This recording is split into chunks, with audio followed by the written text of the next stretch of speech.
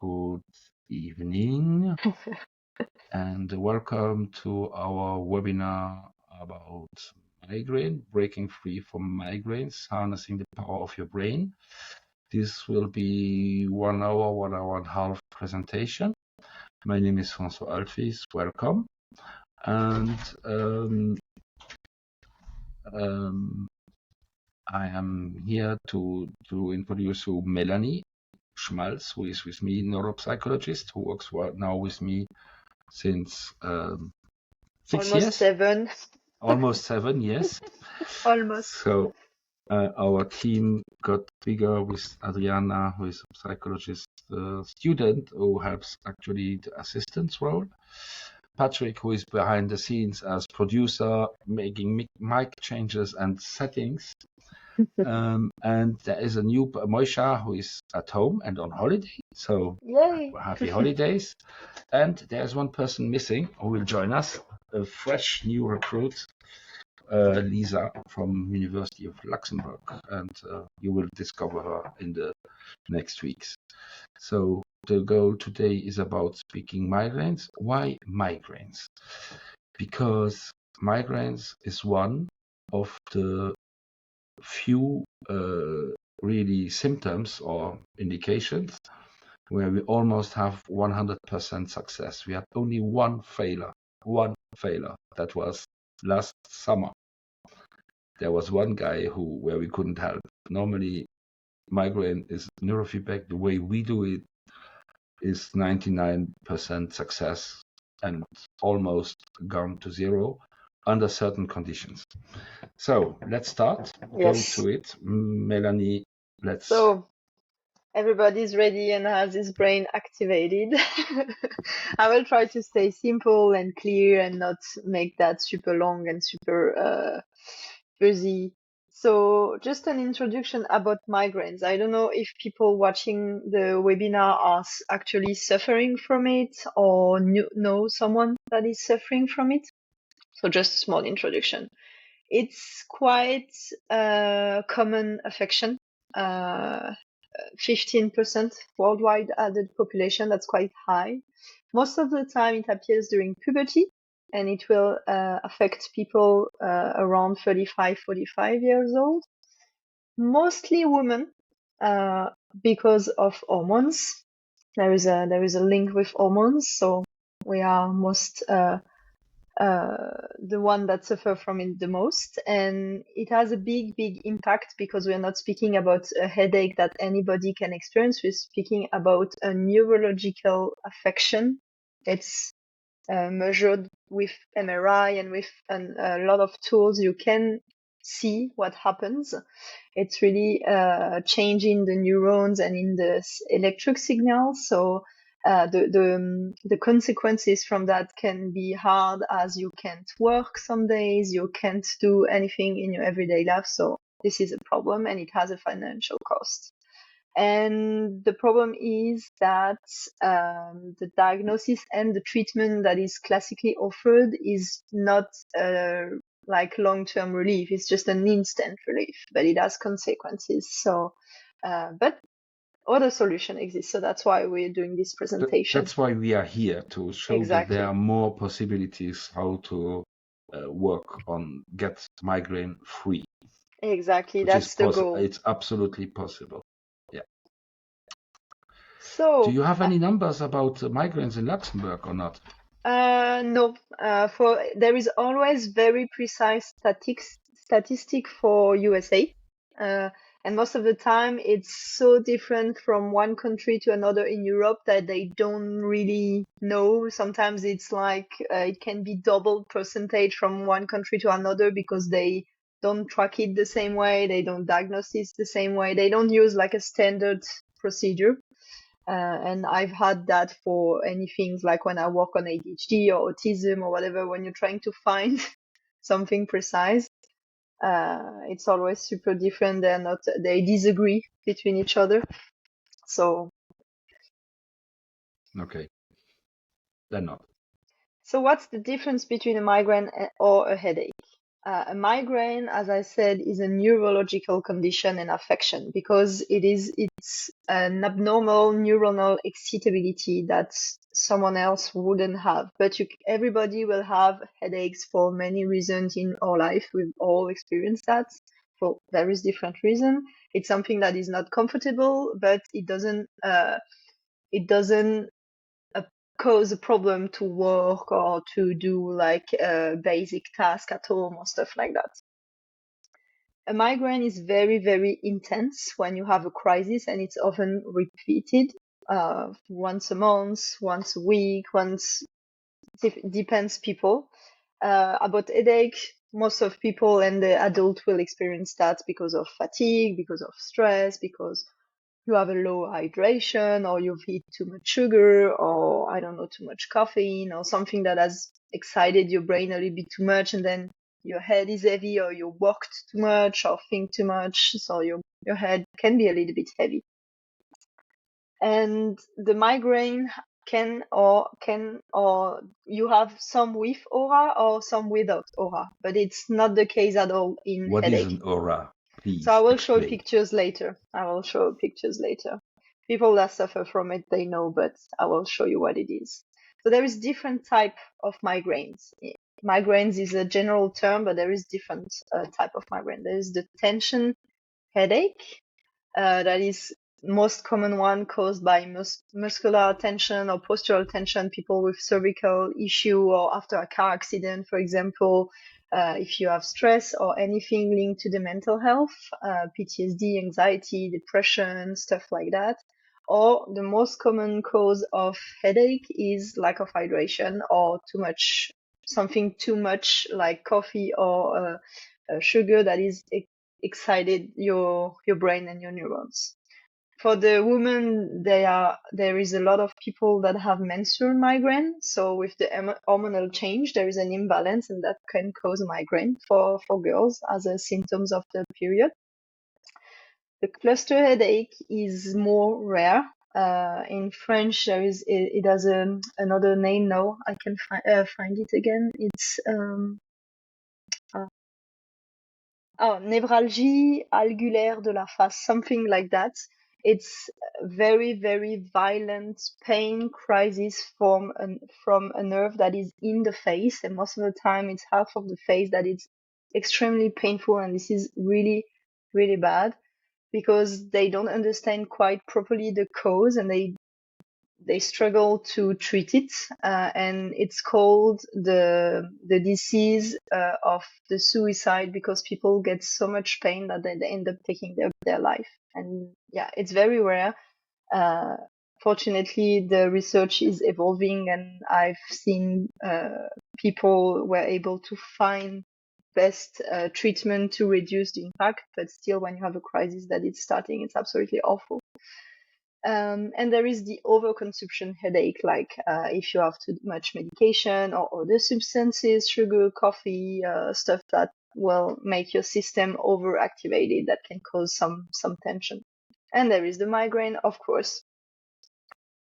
So what are the causes? For migraines, it is both internal and external factor, but the common point between every people that suffer migraine is because their brain can't handle a change of something, a change of inside state biologically or outside, then like the environment, because it's a brain that can't filter properly. I will go deeper in detail in that, but if people get a migraine crisis because there is an emotional fluctuation like stress, a big event, between stress and relaxation, the hormonal variation, the sensory exposure. So suddenly, big sunny day, it was cloudy, boom, big sunny day, the clouds are out in 5 minutes.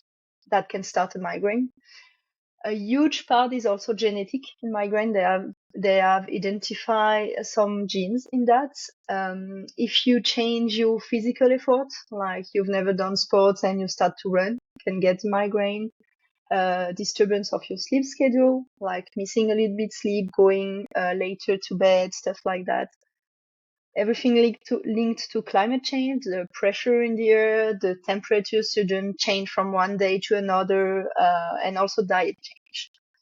This is all the factors that can cause a migraine crisis to people because there is a change. And also, not non-healthy lifestyle has a huge impact in the brain health. Most of the time when I have people with migraines or even with recurrent headaches, I know I will find a culprit. Not sleeping enough, drinking too much alcohol, drinking too much coffee, consuming something, too much sugar. Too much sugar and lack of water are the two major culprits when I speak with people that have migraine. Always. There is always one. It's not if you have migraines or recurrent headache, take care of that side. You will see how it will help. It is simple, but it's not that stupid to do and to change. So what happens in the brain when you have a migraine? Wait. I just want to add something about it. The migraines comes often in families. So the genetics part is quite important. And the way I see migraines, for me, migraines is part of a family which I call instabilities in the brain. So it's the same family as seizures, epilepsy. So it's a brain who cannot keep his balance. Balance. And it is brains who are more sensitive, for example, way more sensitive, and we cannot do our full power range of treatment with them. We need to start low and we need to go up, but once it works, then it works really well, because the brain doesn't want to stay in that state, because when you go, we will see some differences in how migraines can be seen in the brain map, in our ways to visualize the brain activity. But most often it is high activity, high energy, and that's why these people love sugar, because they need the energy, the fast energy, but it is the worst thing they can do. So migraines and sugar is because the migraine brain is super sensitive to any kind of neuronal disturbance, and sugar, if you consume too much, it can cause like an inflammation in the neuronal system. So it's just starting a crisis. Exactly. So on the MRI, when you look at the study, the major area that are overactivated are what we call the hypothalamus, the trigeminal nerves. So it's one coming from the ears, and you have is going up on the mouth here and down here. I know it well because I got an infection one day in the ears and I felt that nerve, so I know exactly where it's coming. And the annular protuberance. So if you look on the MRI, those are the three main areas that will be activated when you have what they call a migraine stream. Because our brain can't feel the pain. It's when you have headache or migraine and you feel any pain here, it's actually not your brain that is in pain, because it's not possible. What you feel is the pain coming from the blood vessel inside. So what happens when you have a migraines that start? It releases inflammatory substances into the meninges. So it caused an general inflammation around your blood vessels, and that's what you feel. And this comes from because this hypersensitivity and filtering problem I was talking about. Normally, everybody with no problem, everybody's brain is supposed to be able to adapt to any change, any situation, anything. It's like what happened with your temperature. It's too hot outside, your body make you sweat to decrease your temperature so you're feeling less hot. It's too cold outside and your body adjusts to this temperature outside and will make you shiver to create more heat.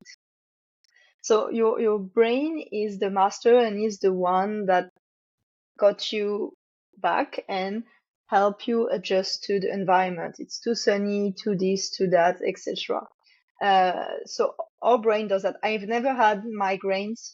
It's very rarely headaches. So my brain can adapt to change and can filter the environment But from someone with migraine, the least small change that probably I won't tell, they will be able to, and the brain will go into an inflammatory response because it's like, it's too much, and you don't know what to do with it, and it just lose the control of that.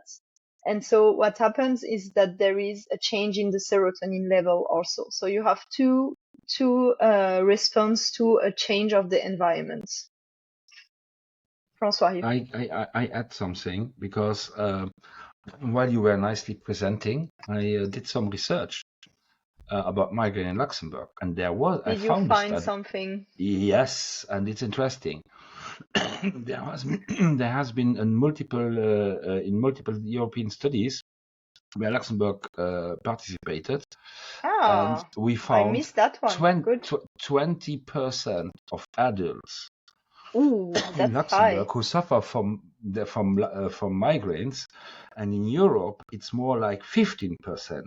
That's So high. that is really, really high, and Oh, that is really high. The burden is a really personal, psychological, but also an economic burden. So yeah. that's why I think it's really important to say. I just posted in the chat the numbers, and I published the report about the findings. Okay, thank you. They Perfect. have been now publicly. Okay, good. Yeah, that's quite high. Didn't expect it's too high for a small country like that. Yes, Way too exactly. high. Okay. So yeah, this is the two response. You have this substance in the meninge and these serotonin levels that go to a peak roof and will contract your vessels, and this is what causes pain.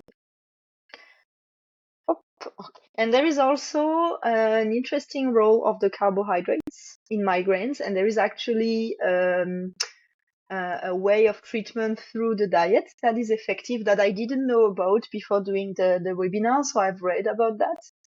So the carbohydrates can be an initiator of migraine. Why?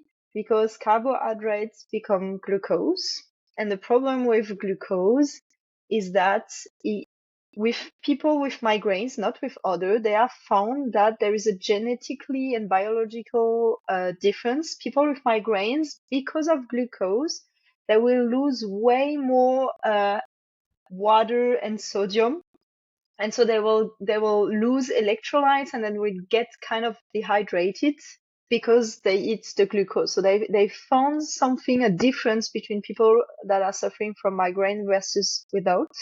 So something that I didn't know about. So this is very interesting. Maybe it's something to look for if you're suffering from migraines. If you reduce your consumption of that, and if your condition improves, then maybe you have this biological difference in your body. So what is an aura and what causes an aura? So an aura is a disturbance of your visual field, and it's caused by what we call an electrical wave. So basically, you have some electrical activity that will start from one point and increase, and it will go surf through the brain like a wave, really, and cause an aura. So this is an example of what an aura, visual aura, can look like. They don't all look like that, but this is like point of disturbance that you will see before you. And it's what this electrical wave of, it has a name. It's called spreading cortical depression. Complicated name to say that, but so you know about. So about solution, what is mostly suggest to people, the only treatment that they will suggest you most of the time is medication. So every anti-pain and medication that exists, so there is different category. The problem with that is that people do self-medication. And this is a big problem, because when you practice self-medication and you exceed the amount like the amount per day or how long you need to take it, it will cause migraine then, because you have an overconsumption of medication. And normally those kind of medication, they should not exceed 8 days of treatment per month, because otherwise you will have all the risk of the medication overuse.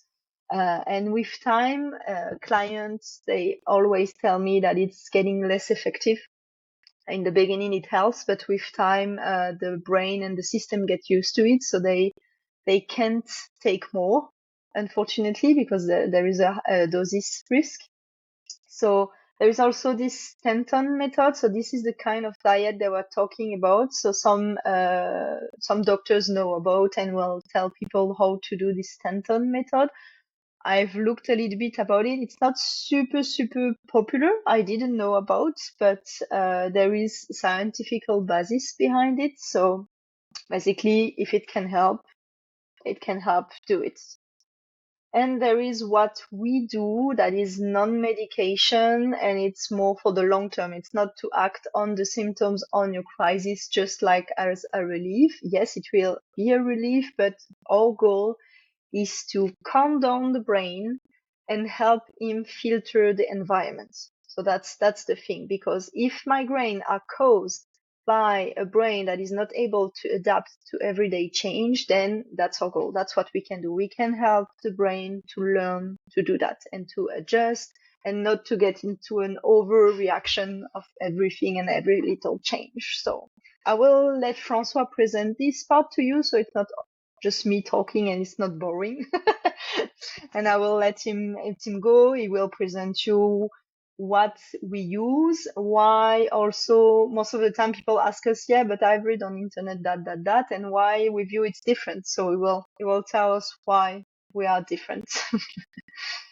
Okay. So, so why are we talking about that? Who are we? What we are doing?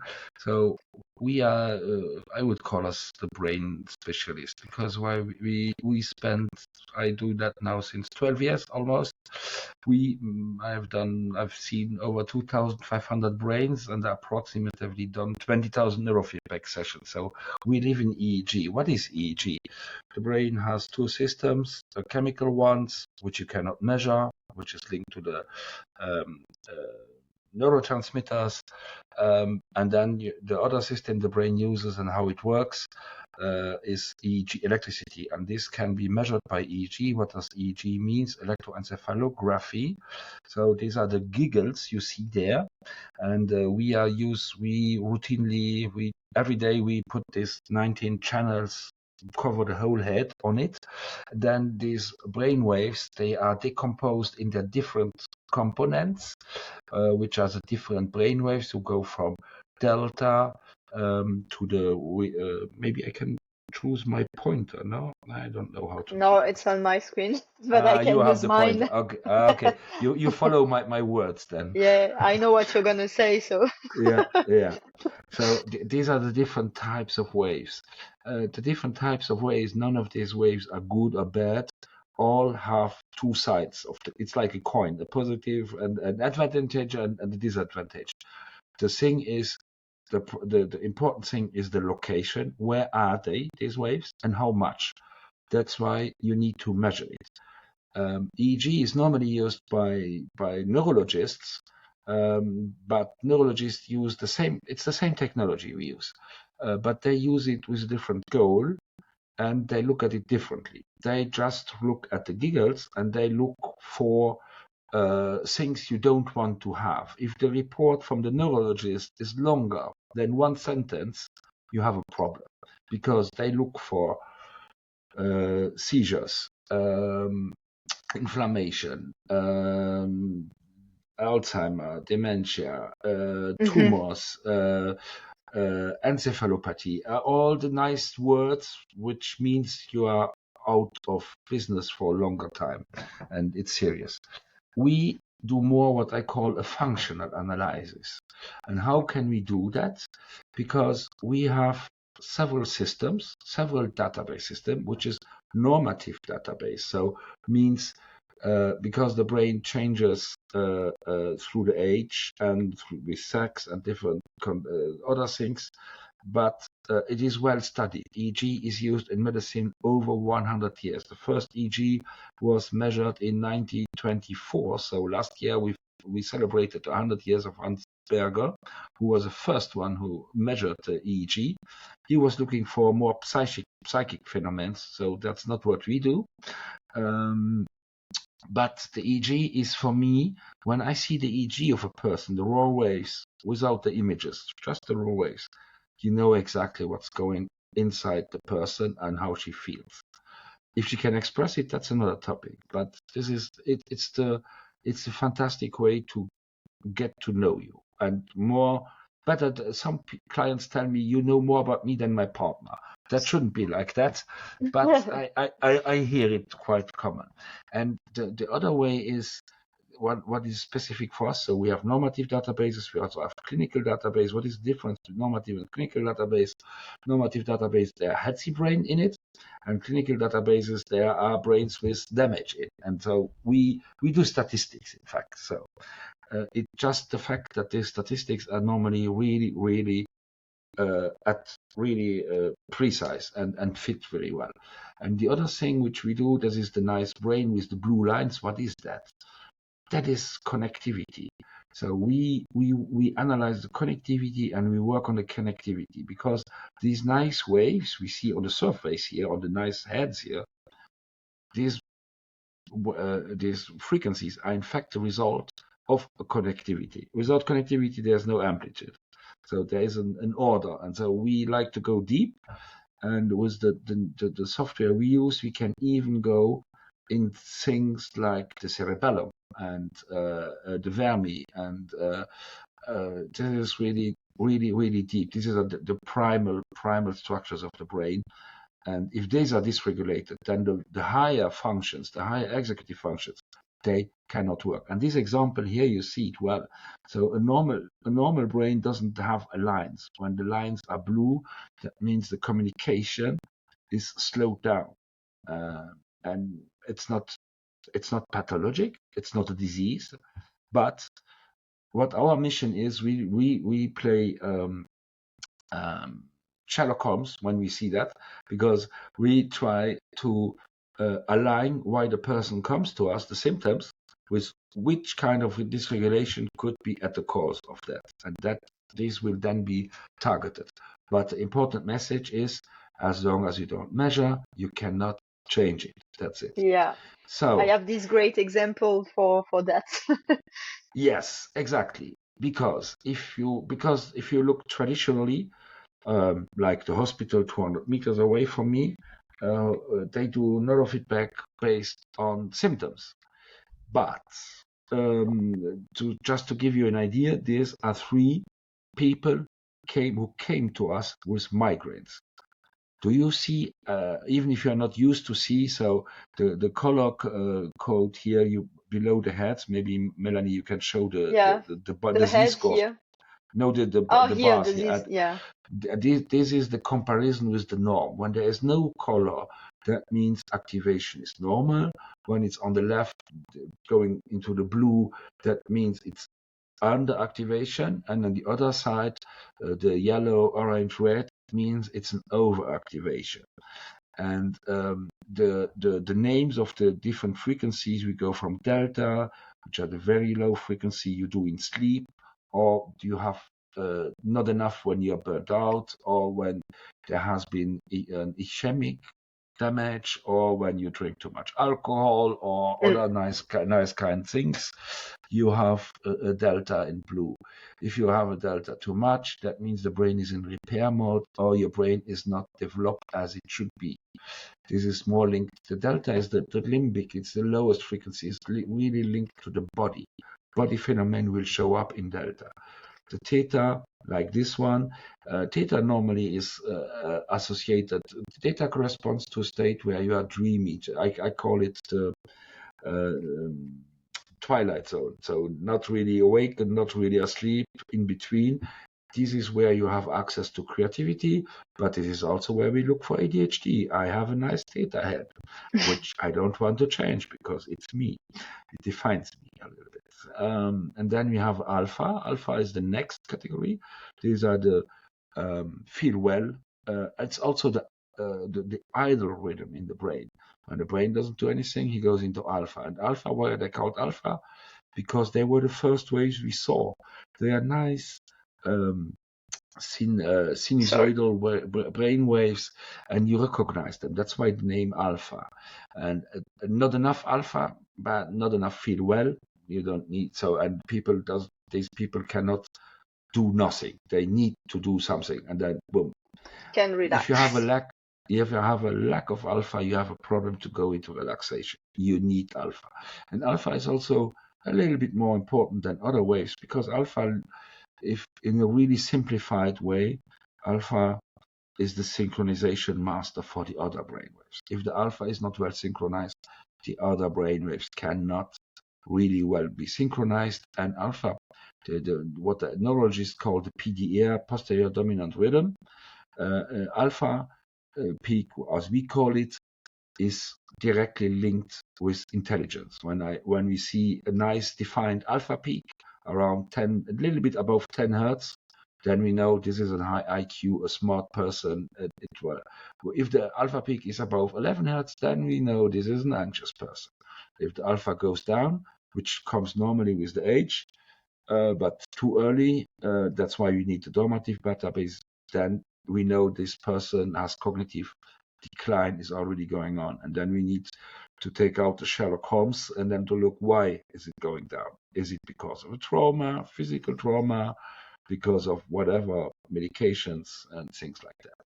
And then we have another type of is on the right side, and you see also the ages are completely different. Man 22, woman 44 or 49. On the right side, this is more the classical way we see it, with the 49 woman, too much high beta. So beta is when you are now awakened. I hope that you are in beta state. This is when you're active, conscious, you are processing information, analyzing, taking decisions. And then high beta is what I call the Gaza waves, or you can call it also Kiev or Ukraine waves. This is when you're in a fight or flight state. And this is the most common way we see normally migraines. We look first for the high waves, the fast waves, yes. Okay, next slide, maybe.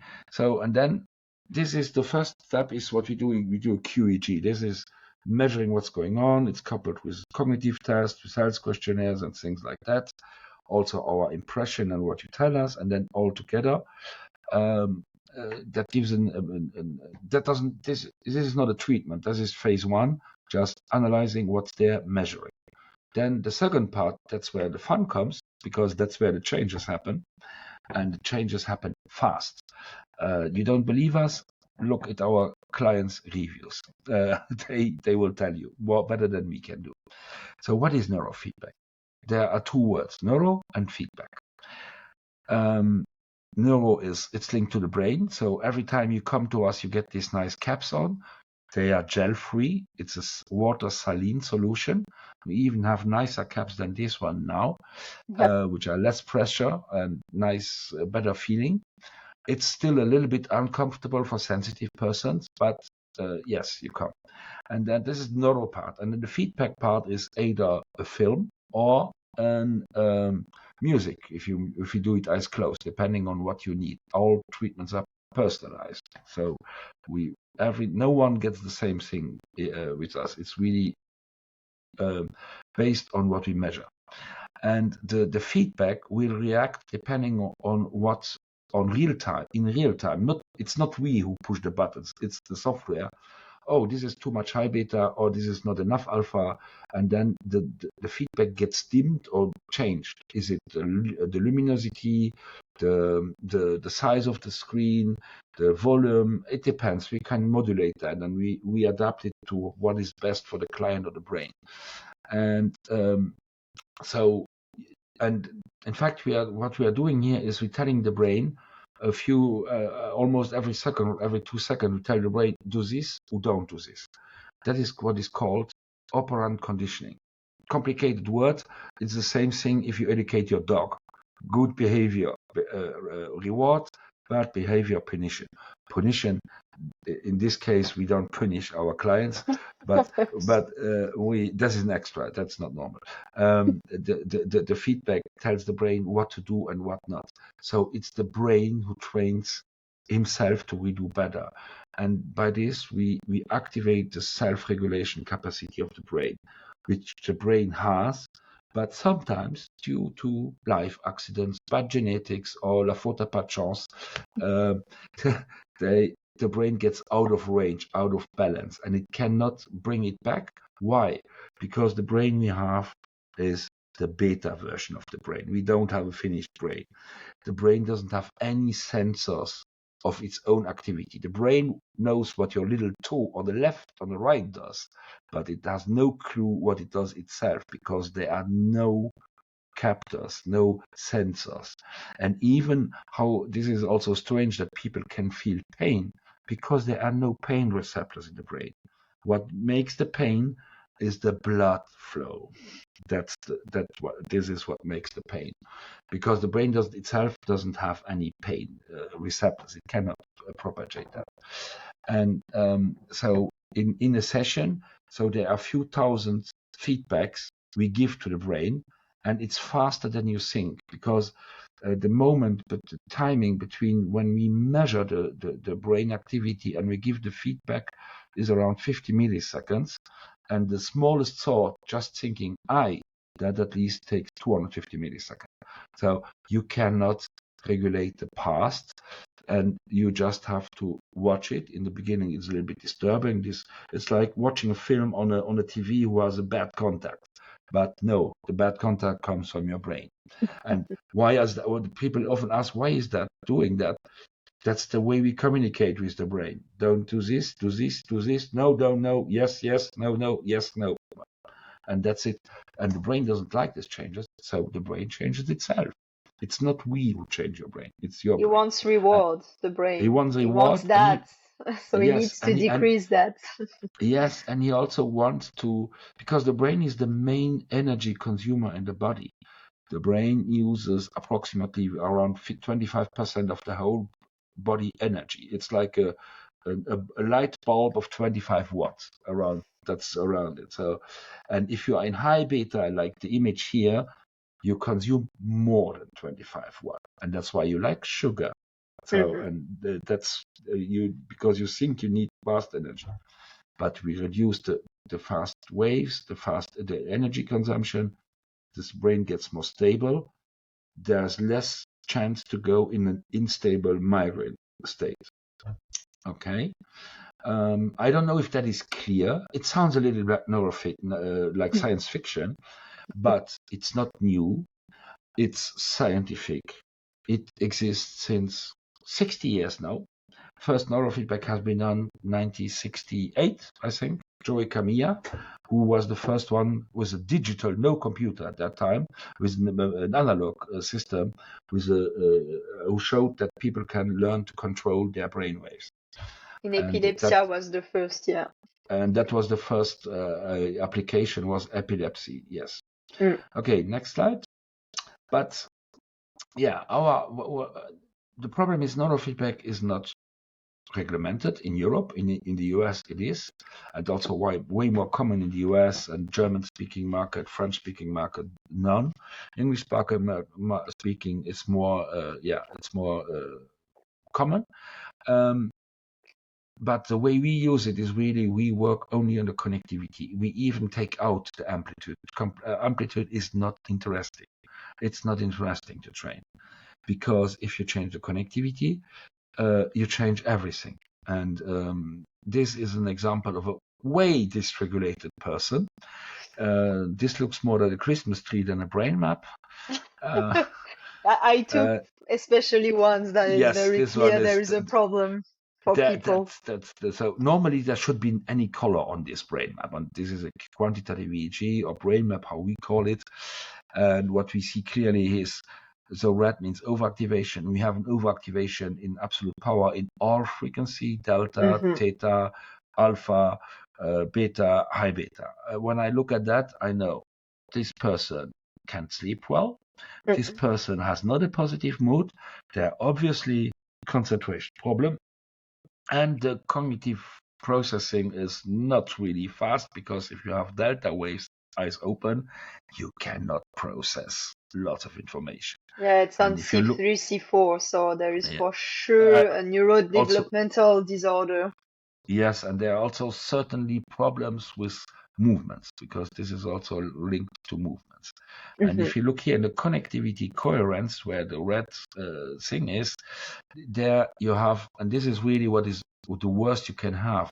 Red lines mean it's like a hamster wheel, so the brain is over communicating, like in a hamster wheel. And blue means the communications are slowed down. And if you have It's both, disconnected. yeah, it's disconnected. Communication doesn't flow. And you have both in the same frequency. That's not funny. That's not really, that doesn't work like this. So the frontal is overactivated and the occipital part is disconnected. Good luck to do studies or to do even your normal, day life like that. Mm. So this is really an extreme example. Yeah. So this is what we train.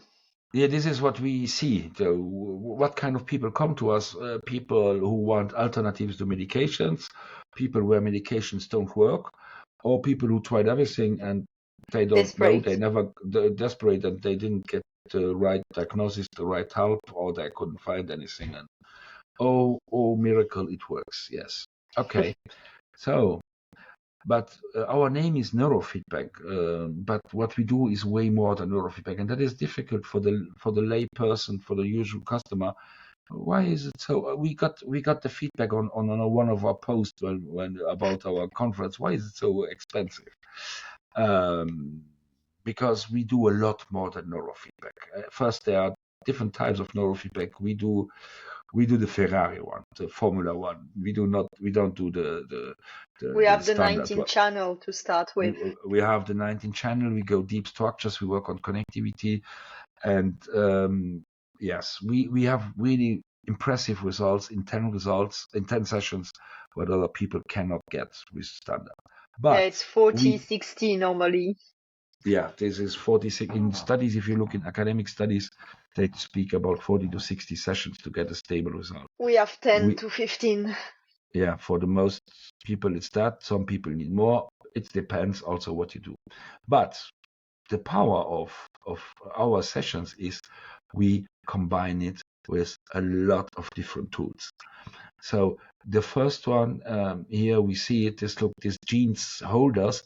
This is what we call PEMF, pulsed electromagnetic field. It's magnetic stimulation. So it's dynamic, it's different frequency.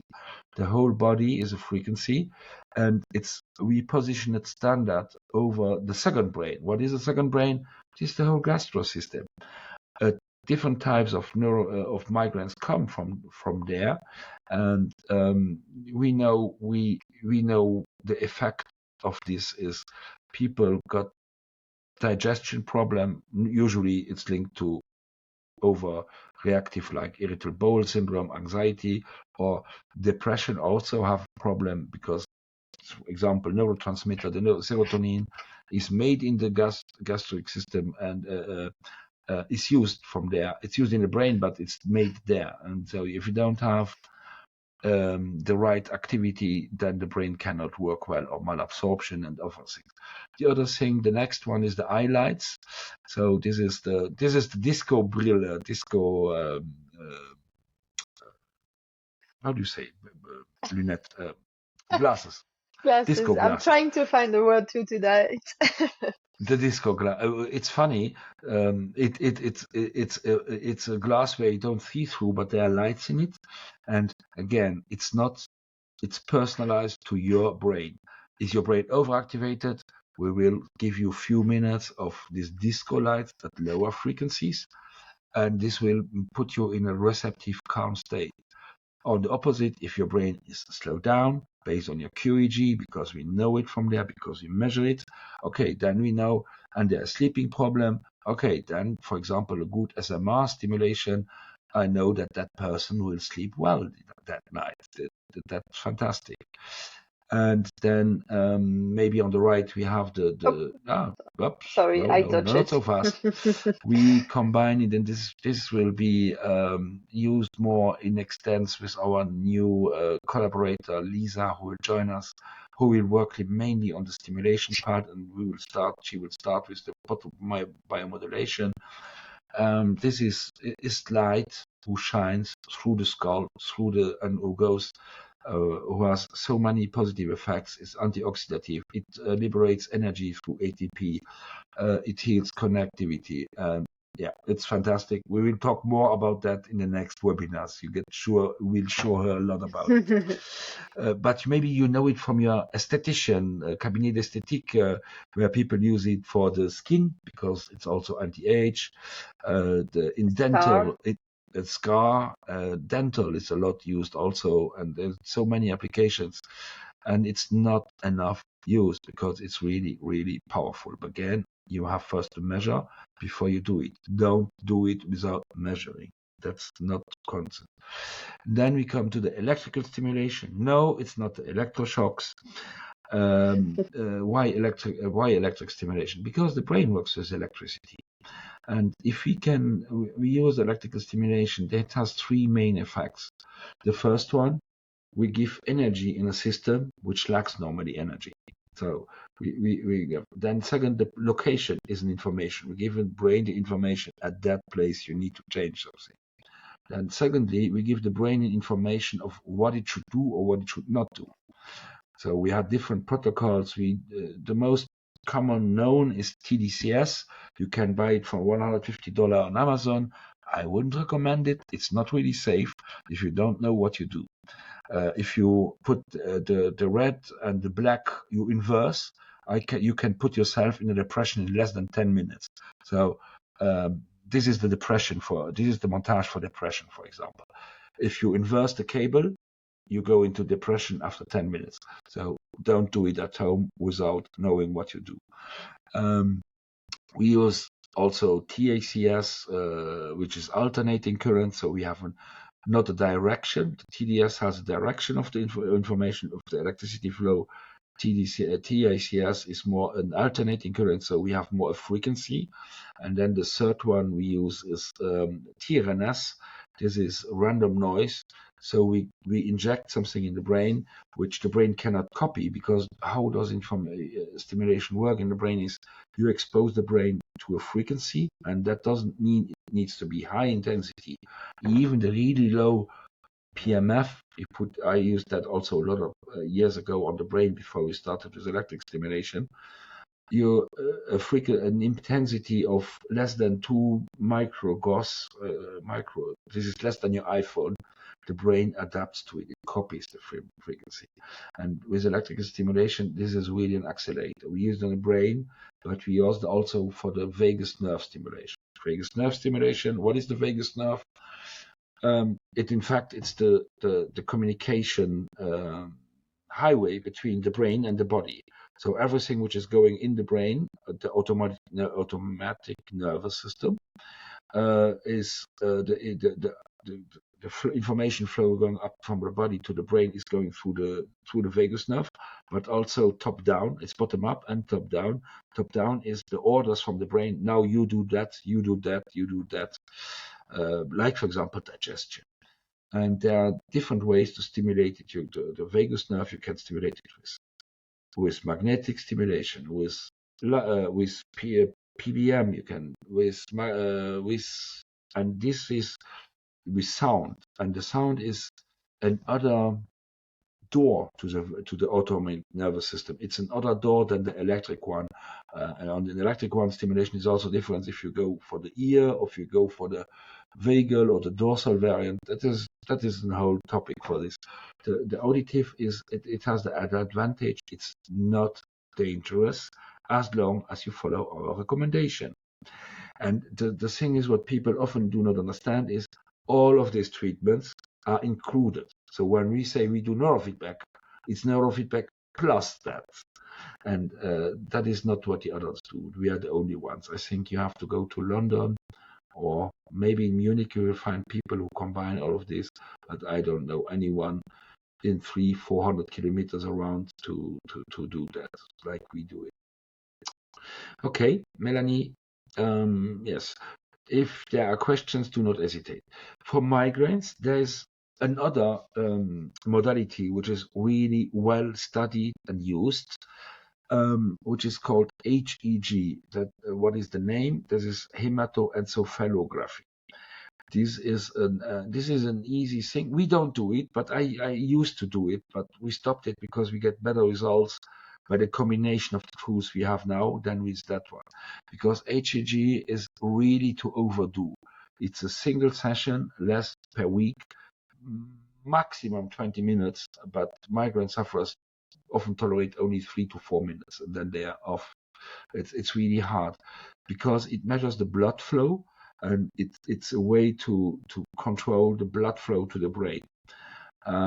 It's a really strong intervention. I don't know anyone around here again who does it. It's a pity because it's more biofeedback than neurofeedback. But it's a common thing. Maybe we should look at it again because we are of the device. And there are some devices which can be bought, like I am looking for a name, but it will come back later. The Mendy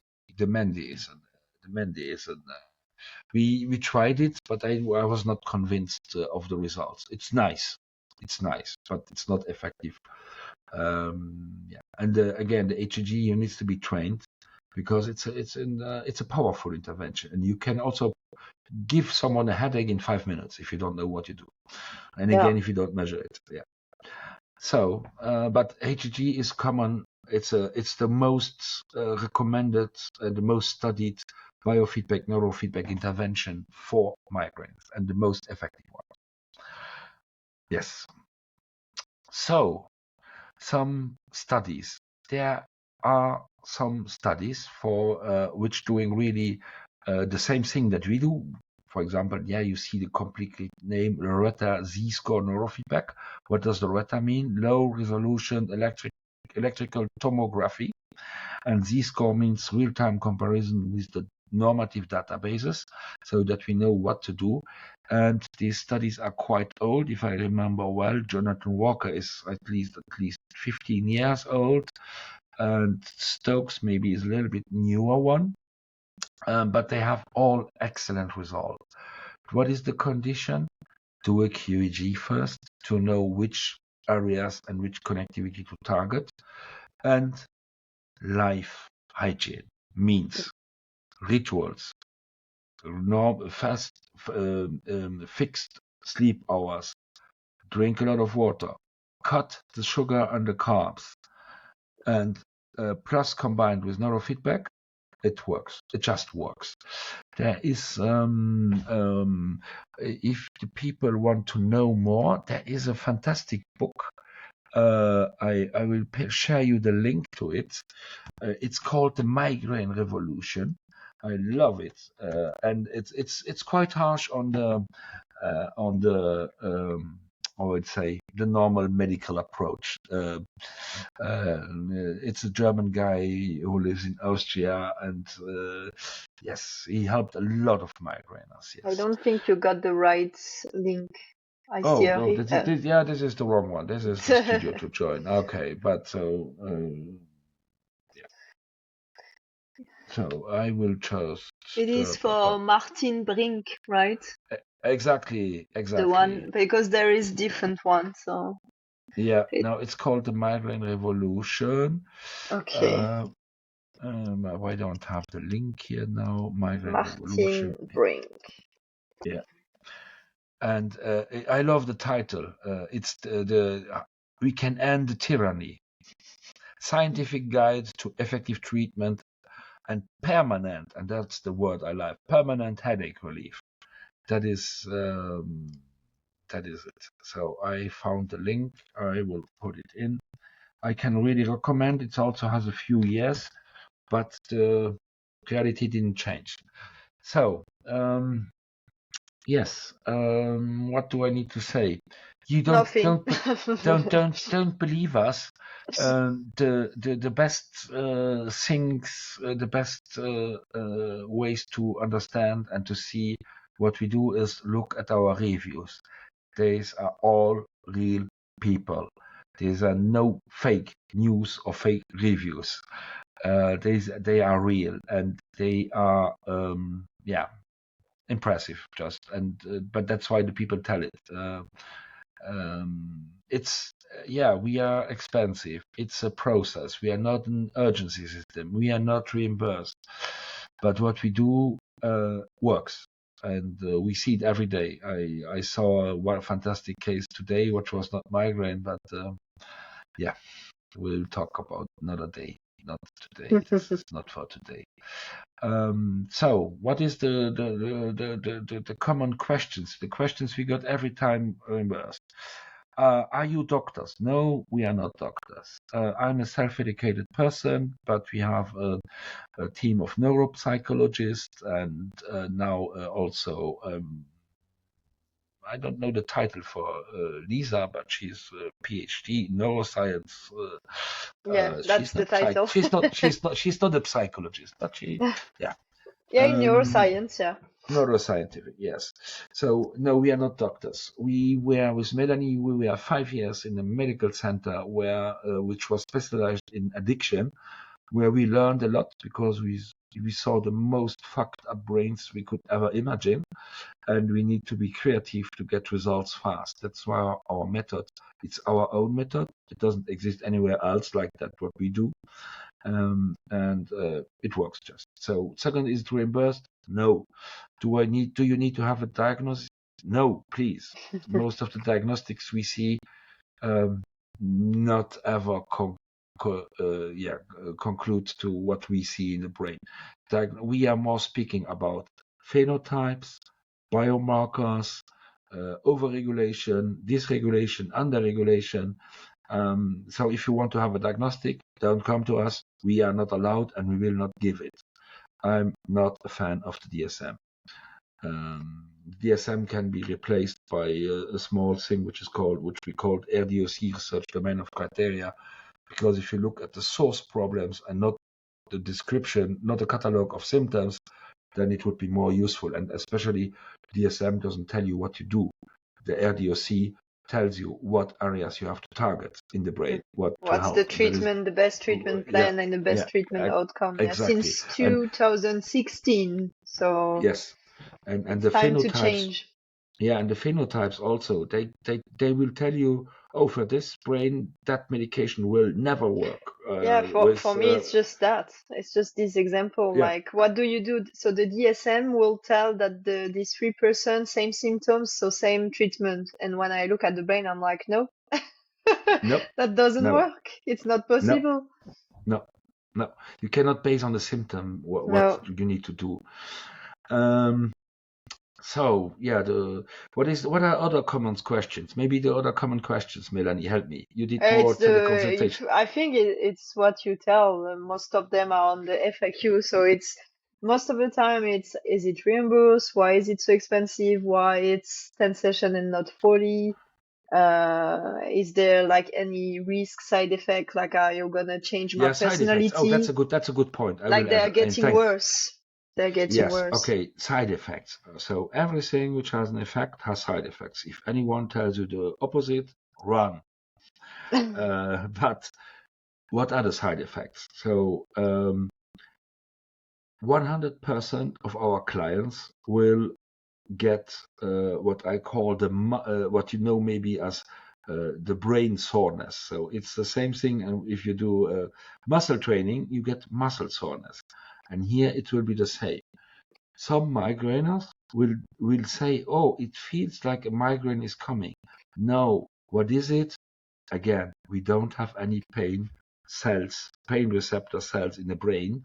What you will feel is, because this training is so intensive, the blood flow will be changed. The brain will be so much irrigated that you will feel pressure. That's not pain.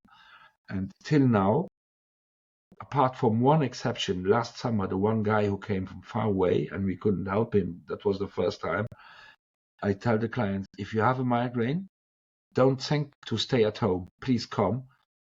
99.9% of the time, we get the migraine away. And I mean away. The crisis, yeah, when you come with a crisis, we stop it. With the crisis, the best you can do, you will get immediate relief. Immediate. What is the other point? The side effects. Okay, that's one thing. The way to counterbalance this is be compliant with our recommendation. Drink 1.5 liter more water than usual when you do the sessions. Never come on an empty stomach. Don't drink too much alcohol the day before. Don't eat too much sugar before coming. Your brain will not love it. What else is the question? Oh, yes, the two common questions we got also is, will it change my personality? No, the best version of you will come out, because we challenge and what will come out. Oh, another side effect, this is the third one. Your tolerance for bullshit will radically decrease. So you will not be any more tolerating toxic things around you. That can be a problem if you live in a toxic environment. By that can be everything you can imagine. The other thing is, will the effect last? Yes, but we have more and more clients who say, oh, that did me so good. And I do the maintenance of my refrigerator. I do the maintenance of my car. I want to do the maintenance of my brain with you. So I will come next year again and we do a little bit fresh up. You don't need to. Once you have done the 10 sessions, you can book 1 or 3 sessions to do a fresh up if you want. It keeps your brain fresh. And read the reviews. People tell it. Yeah, it's impressive. But it's long lasting. The effects are long lasting. If people are wondering why, is it like something I need to do all my life? No, not at all. No, that's the difference with medication. You stop taking medication, there's no more effect. Here, the brain learns to self-regulate. The brain is able again to self-regulate and be in a balanced, what is the name? Homeostasis. Yeah, homeostasis. Yeah. That's the state. With what we train is that. If you want to do some maintenance of your brain, check up, no problem. Especially older people, it's really recommended because we keep the brain fresh by working on the alpha peak, for example. Yeah. What else? Contraindications. Yes. What we don't like, or what I know, but even the case today, the person is under 3 heavy antidepressants, antipsychotics, and in 4 sessions we got so good results. So the medications are not our friends.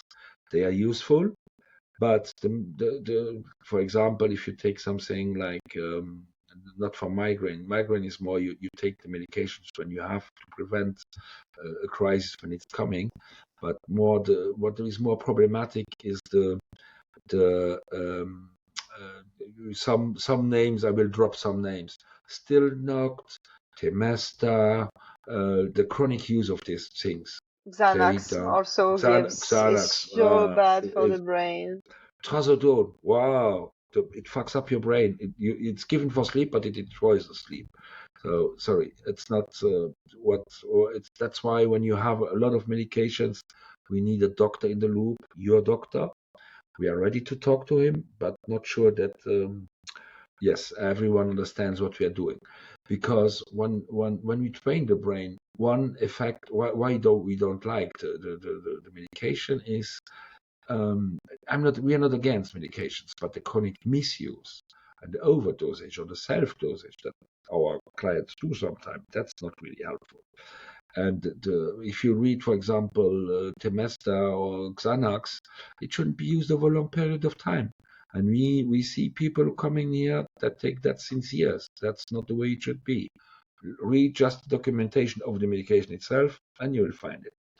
And why we don't like it is because when you do neurofeedback, every substance, also cigarettes, alcohol, the eating, your senses, it will work stronger. So you don't need the same dose of the medication. But that if I tell the clients that they say yes, but they don't realize it. Yeah. So something which was fine dosed, right dosed before, after the neurofeedback, it's maybe too much. Same thing for the glasses. I tell people, don't get new glasses during neurofeedback because your view will improve. And that is, if you change your glasses during neurofeedback, that's not a good idea because maybe you don't need the same glasses. Okay, so the rates, everything is on our website. We invested a lot of energy in this website. We try to do the best. It's way far from perfect, but I find it quite useful. Please read it. Look at the other video on YouTube. We cover almost a lot of different topics. Yes, and we also, which is also, I think we forget that slide, Recoverix, we launched also a new project. Maybe you can show the screen, the website Recoverix or not? I will try. Let me try. Yeah, try to do that. Because we also launched a new project, which is also really advanced. This is not neurofeedback, it's brain-computer interface. It also works EEG, but it's not the same thing. It's a combination of 7 therapy modalities, and it's specific for people who have stroke. There are 4 strokes per day in Luxembourg. It's for multiple sclerosis, MS. Yeah, make it in English, please. Maybe just yeah. So, and it's working on the mobility because also TBI and Parkinson study is about to come out now. So it's not treating the symptoms, it's not going to the cause, but it gives you again the mobility, the motor functions. There are fantastic videos on the website also. For example, I know a hairdresser who couldn't do her job, and after the training, I think 20 sessions of Recoverix, she could work again as a hairdresser because she has again the control over her limbs, the upper limbs. So, and this is quite impressive. Not well known, but again, it works. And without trying, you don't know. You can study it, or you can do it. Yes. Okay. So, I think this is a quite good roundup. Almost done. Yeah. Oh, okay. This one. So, oh yes, oh the special offer. What a surprise, Mélanie. You forgot about that, the most important. Yeah. So for the fast deciders, or the most sufferers, if you decide before the 11th May, in the evening, and the pattern is precise, you get a code with Migraine 2025 Rapide. Why is it in French, not English? Again. Good question. I think it's just a habit. Yeah. We should have put fast. I don't know why. Yes. Okay. It's like that. And so those who decide fast, that doesn't mean you get the recording done, because I think we are a few weeks booked in advance. Yeah, they can book in advance with the code, but they just need to use the code before that date. Yeah.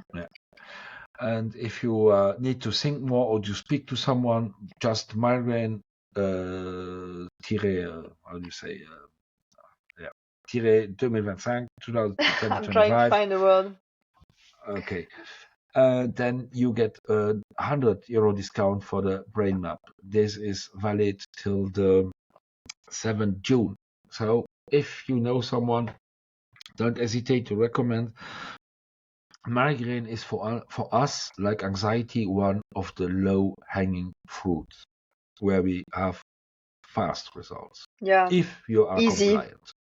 It's easy. For us, it's easy. Yeah. So, good. I think it's the end. Yeah, it's the end. Yeah, that's the end. Okay. I will let this slide just a few seconds. And this one is faster than usual. Yeah. We were faster. Okay, but we don't have. Look at us getting better. and not speaking for 2 hours. Are there any questions or not? No. It was Okay. quiet tonight. It was really quiet. Yeah. I wonder if it's the day we choose, the hours, or if maybe it's because it's May with language too. It's also strange because we had in March we were away for training. In April there was the whole holidays. Everyone I had the impression everyone on holidays, and then boom, it was raining brain maps, and now again it's okay. Yeah, it's more calm. I think it's the end of the student year. Also, everybody is busy. So yeah. Oh, we didn't talk about the fact that the migraines always come on weekends. And come why on is weekends. that? Yes, when you go into relaxation. Yeah, we didn't talk about that. That's true. That's true. Because that is what people don't understand. But it's like also the panic attack and stuff like that. Why we always feel sick when we go to vacation? Why do you got the flu when you go to vacation? It's the same process. Yeah. Go ahead. Exactly. Just it's when you relax that it comes. So you are under stress, you perform. Oh, now I can relax. Bam! Migraine. Yeah, it's the counter. Yeah. Not all types of migraines, because there are some hormonal ones or the gastric ones, but they are different. But the it's often linked to stress.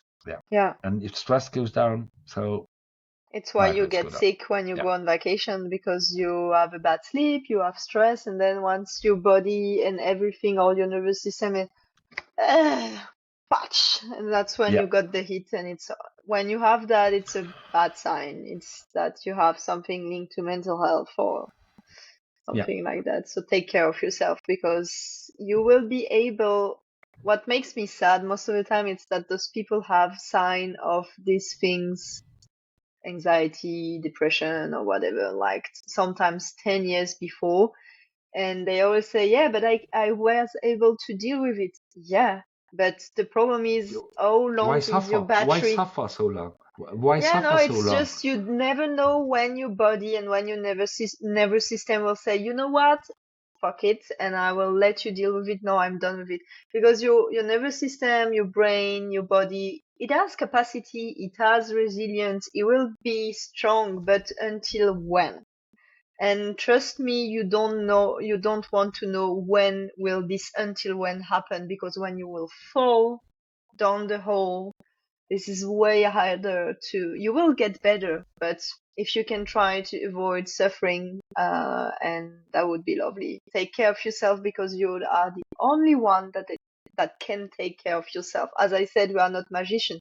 We are just a team who will help you on your path, but we will not be the one that will make the change in your life. You will be the one doing that, doing the decision, changing things, etc. So you are the one in charge of your own body. So take care of it. You only have one. Yes. Okay. And we are happy for everyone who doesn't need our service. So exactly. I would love to be unemployed, because that would mean everybody's happy and feeling well. But I know, unfortunately, especially in those times now, it won't happen. So yeah. So thank you very much, and good luck with viewing the video. And don't hesitate if you want to contact us. We don't have a phone, but you can send us email or book a free teleconsultation, which is the normal way.